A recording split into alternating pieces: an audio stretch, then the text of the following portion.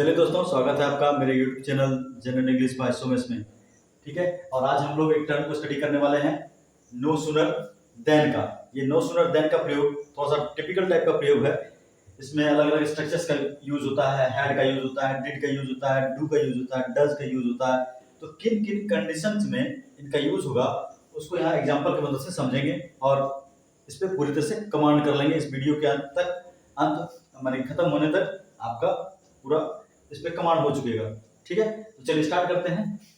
और इसका यूज ज्यादातर पैराग्राफ रीडिंग, न्यूज़पेपर रीडिंग में काम आता है। बहुत सारे एग्जामिनेशंस में जो कि पैसेज पूछे जाते हैं उन सब में इस टर्म का यूज होता है। तो इसको समझ लेने से आप पैसेज को बेटर तरीके से समझ पाइएगा। ठीक है, तो चलिए स्टार्ट करते हैं। नो सूनर देन, इसका मतलब होता है ज्यों ही त्यों ही। ठीक है, एक तो मीनिंग इसका ज्यों ही त्यों ही हो गया, दूसरा है जैसे ही वैसे ही। ठीक है, इस प्रकार का सेंटेंस बनता है। और तीसरा है ही था की, एग्जांपल से समझ लेंगे। ठीक है, तो ये तीन तरीके का वर्ड्स का यूज होता है इसमें। ठीक है, जैसे ज्यों ही त्यों ही और जैसे ही वैसे ही। हम लोग नो क्या कहते हैं उसको, एज सुन एज में भी देखे थे। एज सुन एज का भी यूज हम लोग कुछ एक दो वीडियो पहले सर हम डिस्कस किए हैं एज सुन एज को। तो उसमें हम लोगों ने एज सुन एज को स्टडी किया था और उसमें जैसे ही वैसे ही या ज्यों ही त्यों ही को हम लोग एग्जांपल से समझे थे। आज इसी चीज को बोलने के लिए नो सूनर देन का प्रयोग करेंगे।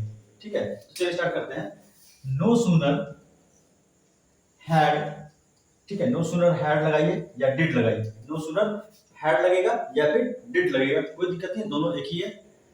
इसके बाद सब्जेक्ट आएगा और उसके बाद फिर अगर हैड लगा हुआ है तो ये फिर V3 आएगा। ठीक है, अगर हैड लगा के बना रहे हैं तो फिर V3 लगाना होगा वर्ब का थर्ड फॉर्म, और अगर डिड लगा के बना पा रहे हैं तो आप V1 लगाइएगा वर्ब का फर्स्ट फॉर्म।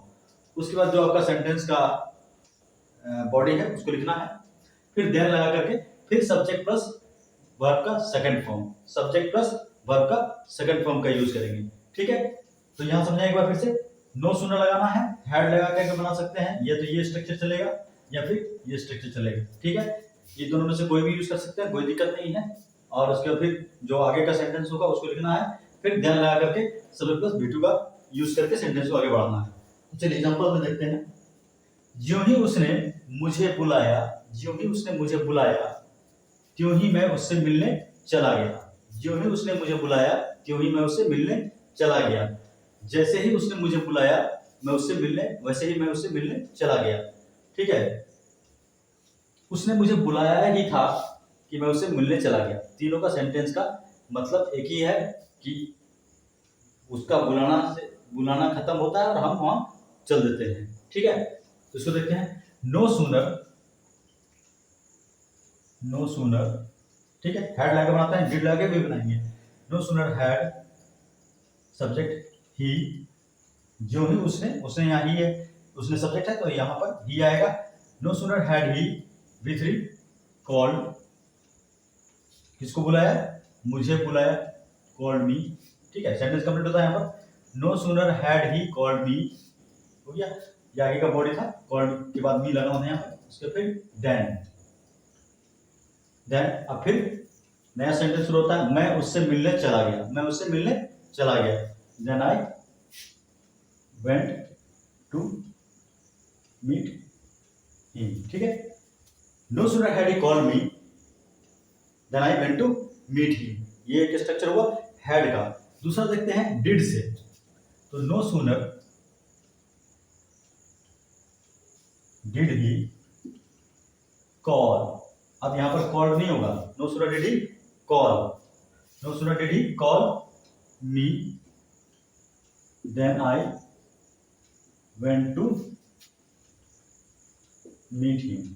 ठीक है, no sooner did he call me then I went to meet him. चलिए अगला एग्जांपल देखते हैं। जैसे ही चोरों ने पुलिस को देखा वैसे ही वे भाग गए। ठीक है, जैसे ही चोरों ने पुलिस को देखा वैसे ही वे भाग गए, या फिर ज्यों ही चोरों ने पुलिस को देखा त्यों ही वे भाग गए। तो यहां देखते हैं नो सूनर हैड से देखते हैं। नो सूनर हैड, अब देखिए यहां पर नो सूनर हैड का सब्जेक्ट कौन है, चोर है, चोर ने देखा, चोर है सब्जेक्ट। तो no sooner had the thieves no sooner had the thieves seen the police, ठीक है, क्यों होगा सीन, सब्जेक्ट हो गया द थीव्स और फिर भी थ्री लगाना है, तो no sooner had the thieves seen the police, seen the police then they यहाँ चोरों के लिए आया है, वे लोग, वे यहाँ पर चोर है, तो दे देन दे रैन अवे, ठीक है, ये दे हो गया सब्जेक्ट और रैन हो गया V2, ठीक है, तो no sooner had the thieves seen the police they ran away then they ran away, ठीक है, अगर यहाँ डिड लगाते हैं तो यहाँ पर डिड अगर लगाएंगे, ठीक है, अगर यहाँ डिड लगेगा तो यहाँ सी लगेगा, ठीक है, अगर यहाँ पर डिड लगाते हैं तो यहाँ पर सी लगता है। अब देखिए no sooner did the thieves see the police then they ran away, ठीक है। अगला एग्जांपल देखते हैं, हम लोग वहां पहुंचे ही थे कि वर्षा होने लगी, हम लोग वहां जैसे ही पहुंचे वैसे ही वर्षा होने लगी, तो इसको देखते हैं नो सूनर डिड से देखते हैं, नो सूनर डिड वी, हम लोग है यहाँ सब्जेक्ट, तो we, no sooner did we reach, ठीक है, डिड लग गया इसलिए V1 लगेगा, ठीक है, डिड लग गया इसलिए V1 लगेगा, no sooner did we reach there then, ठीक है, यहाँ देन THAN होगा, देन THEN नहीं होगा, ठीक है, THAN तुलना के लिए यूज करते हैं और THEN बाद वाले के लिए यूज करते हैं, तो no sooner did we reach there then the rain started, ठीक है, द रेन स्टार्टेड या फिर इट स्टार्टेड रेनिंग, क्या होगा, इट स्टार्टेड रेनिंग, ठीक है, no sooner did we reach there then the train started, ऐसा बोलिए, या फिर बोल सकते हैं देन इट स्टार्टेड रेनिंग, ठीक है, रेनिंग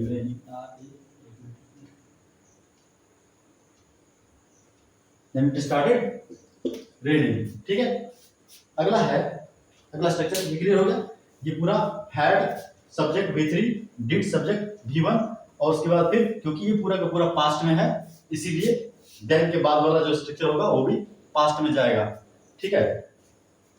अब देखते हैं यहाँ तक हम लोग पास्ट पढ़े कि पास्ट में ये हुआ फिर पास्ट में देन के बाद भी हुआ, ठीक है। अब यहाँ पर देखेंगे प्रेजेंट टेंस होगा, ये डूडल्स क्या है, ये देखिए यहाँ पर रेड हो गया है इसीलिए इसको थोड़ा सा, ठीक है, इसको देखते हैं, ये वाला structure, no sooner doodles simple present है, उसके बाद फिर सब्जेक्ट आया, फिर वर्ब का फर्स्ट फॉर्म आया, क्योंकि डूडल्स जहां लगता है वहां पर, उसके बाद वर्ब का हमेशा फर्स्ट फॉर्म ही यूज होगा, उसके बाद फिर आगे का जो ऑब्जेक्ट पार्ट होगा, फिर देन लगा करके उसके बाद फिर नेक्स्ट पार्ट सेंटेंस का जो अगला नया सेंटेंस होगा सब्जेक्ट V1 V5, ठीक है, यानी कि सिंपल प्रेजेंट में। अब देखना है यहाँ पर डूडल्स लगा करके V1 लगाए, यानी कि ये भी सिंपल प्रेजेंट है, और यहाँ पर सब्जेक्ट लगा करके V1 या V5 लगाए, ये भी सिंपल प्रेजेंट है। V1 कब लगेगा, ही सी इट नेम या कोई भी सिंगुलर नाउन के अलावा जो होगा वहां पर V1 लगेगा, ठीक है, और ही सी इट नेम या कोई सिंगुलर नाउन के साथ हमेशा V5 लगेगा। तो अगला इसका एग्जांपल देखते हैं, ज्यों ही, ठीक है, ज्यों ही वह यहाँ आता है त्यों ही सभी को डांटना शुरू कर देता है, ज्यों ही वह यहाँ आता है त्यों ही सभी को डांटना शुरू कर देता है, ठीक है, ऐसा होता है। तो इसको बनाने के क्या करेंगे यहाँ पर, नो सूनर अब डू या डज, तो यहाँ पर वह है सब्जेक्ट, वह क्या है सब्जेक्ट है, तो इसके लिए क्या लगाएंगे, डज लगाएंगे, तो no sooner does he come here, देखिए जो ही वह यहाँ आता है, no sooner does he come here then, ठीक है, क्यों ही के लिए ध्यान आ गया, सभी को डांटना शुरू कर देता है, कौन डांटना शुरू कर देता है, वही जो आया है, तो देन ही स्टार्ट्स, ठीक है, then he starts scolding everyone, ठीक है। अब देखिए इसको, जो ही वह यहाँ आता है जो ही सभी को डांटना शुरू कर देता है। No sooner does he come here than he starts scolding everyone. Structure पे मैच करते हैं। नो सूनर हो गया, डू डज में से डज निकल के आया क्योंकि ही था सब्जेक्ट, उसके फिर सब्जेक्ट हो गया, उसके फिर V1 आया कम, ठीक है, कम हियर, यहाँ पर अगला ऑब्जेक्टिव पार्ट, और फिर उसके बाद फिर देन, और फिर देन के बाद एक सब्जेक्ट ही, फिर V1 और V5, तो ही के साथ क्या लगता है, V5 लगता है, इसीलिए स्टार्ट्स और स्कोल्डिंग एवरीवन, ठीक है, वो जेरंड पार्ट हो गया। अगला एग्जांपल देखते हैं। जैसे ही मैं उससे मिलता हूं वैसे ही वह भावुक हो जाता है। जैसे ही मैं उससे मिलता हूं वैसे ही वह भावुक हो जाता है। इसको देखें तो नो सूनर, अब यहां पर मैं है, ठीक है, यहां पर क्या है, मैं है, तो डू का यूज करेंगे। No sooner do I meet him, no sooner do I meet him then, same इसी स्ट्रक्चर में चल रहा है। नो सूनर डू लगा, फिर सब्जेक्ट लगा, और फिर V1 के लिए मीट लगा, ठीक है, फिर ऑब्जेक्ट हिम, और फिर देन का पार्ट, देन के बाद अगला फिर शुरू होगा। वैसे ही वह भावुक हो जाता है। तो कौन भावुक हो जाता है, वह भावुक हो जाता है।